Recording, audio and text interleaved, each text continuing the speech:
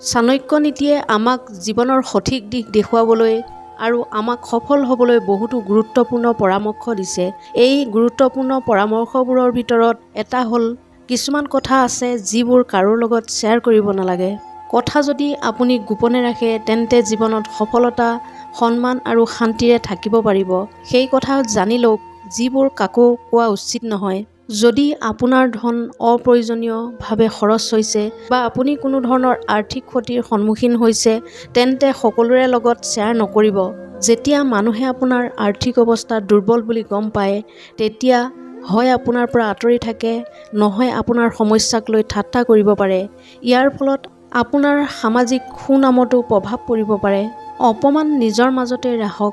যদি কোনোবাই আপোনাক অপমান কৰিছে তেন্তে সেই বিষয়ে বাৰে বাৰে কথা কোৱাৰ পৰা বিৰত থাকক। যদি আপুনি ঘনিষ্ঠ কাৰোবাৰ পৰা পৰামৰ্শ ল'ব বিচাৰে তেন্তে সেয়া বেলেগ কথা, কিন্তু সকলোৰে সন্মুখত আপোনাৰ অপমানৰ বিষয়ে আলোচনা কৰাটো ভাল কথা নহয়। বহুতেই সন্মুখত সহানুভূতি প্ৰকাশ কৰিব কিন্তু পিছফালে আপোনাক ঠাট্টা কৰিব পাৰে। গতিকে নিজৰ মৰ্যাদা বজাই ৰাখক আৰু মানসিকভাৱে নিজকে শক্তিশালী কৰক। ঘৰৰ সমস্যা ৰাজহুৱা নকৰিব। প্ৰতিটো পৰিয়ালৰ কিছু সমস্যা থাকে, যদিও ঘৰৰ চাৰিটা বেৰৰ ভিতৰত ৰখাটোৱে ভাল। বাহিৰৰ মানুহে আপোনাৰ পাৰিবাৰিক সমস্যাৰ বিষয়ে জানিলে তাৰ সুবিধা ল'ব পাৰে। কেতিয়াবা আপোনাৰ সমস্যা বৃদ্ধি কৰিবলৈও চেষ্টা কৰিব পাৰে।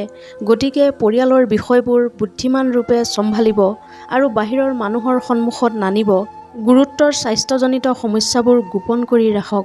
যদি আপোনাৰ কোনো গুৰুতৰ স্বাস্থ্যজনিত সমস্যা আছে তেন্তে অতি সীমিত সংখ্যক লোককহে এই বিষয়ে কওক। বহু সময়ত মানুহে আপোনাৰ ৰোগক দুৰ্বলতা বুলি গণ্য কৰি আপোনাক দুৰ্বল অনুভৱ কৰাব পাৰে।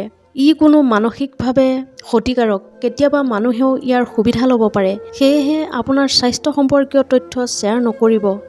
আপোনাৰ কেৰিয়াৰ আৰু ভৱিষ্যতৰ পৰিকল্পনা সকলোকে নক'ব। যদি আপুনি আপোনাৰ কেৰিয়াৰ বা ভৱিষ্যতৰ লগত জড়িত কোনো গুৰুত্বপূৰ্ণ পৰিকল্পনা কৰিছে তেন্তে সকলোৰে সৈতে শ্বেয়াৰ কৰাটো সঠিক নহয়। কেতিয়াবা মানুহে আপোনাৰ পৰিকল্পনাক বিফল কৰিবলৈ চেষ্টা কৰিব পাৰে বা ঈৰ্ষাৰভাৱে আপোনাৰ বাটত বাধাৰ সৃষ্টি কৰিব পাৰে। আপোনাৰ পৰিকল্পনা সম্পূৰ্ণ নোহোৱালৈকে নিজৰ মাজতে ৰাখক আৰু আপোনাৰ সফলতাৰ দিশত আগবাঢ়ি যাওক। আপোনাৰ ব্যক্তিগত সম্পৰ্কৰ বিষয়ে আলোচনা নকৰিব। সম্পৰ্ক আমাৰ জীৱনৰ এক অতি ব্যক্তিগত অংশ। যদি আপুনি আপোনাৰ সম্পৰ্কৰ প্ৰতিটো সবিশেষ আনৰ সৈতে শ্বেয়াৰ কৰে তেন্তে ইয়াৰ ফলত ভুল বুজাবুজিৰ সৃষ্টি হ'ব পাৰে আৰু মানুহে আপোনাৰ ব্যক্তিগত জীৱনত হস্তক্ষেপ কৰিব পাৰে। প্ৰতিটো সম্পৰ্কই উত্থান পতনৰ মাজেৰে পাৰ হৈ যায়, কিন্তু ইয়াক আনৰ মাজত আলোচনাৰ বিষয় কৰি ল'লে সম্পৰ্কটো দুৰ্বল কৰি তুলিব পাৰে। গতিকে নিজৰ ব্যক্তিগত জীৱনৰ কথাবোৰ চিন্তা কৰাৰ পিছতহে শ্বেয়াৰ কৰক। চাণক্য নীতিয়ে আমাক শিকাইছে যে এজন বুদ্ধিমান ব্যক্তিয়ে নিজৰ ব্যক্তিগত কথাবোৰ সকলোৰে লগত শ্বেয়াৰ নকৰে। কিছুমান কথা যিমানে গোপন কৰি ৰখা হয় সিমানে জীৱনত শান্তি আৰু সফলতা বৈ যায়।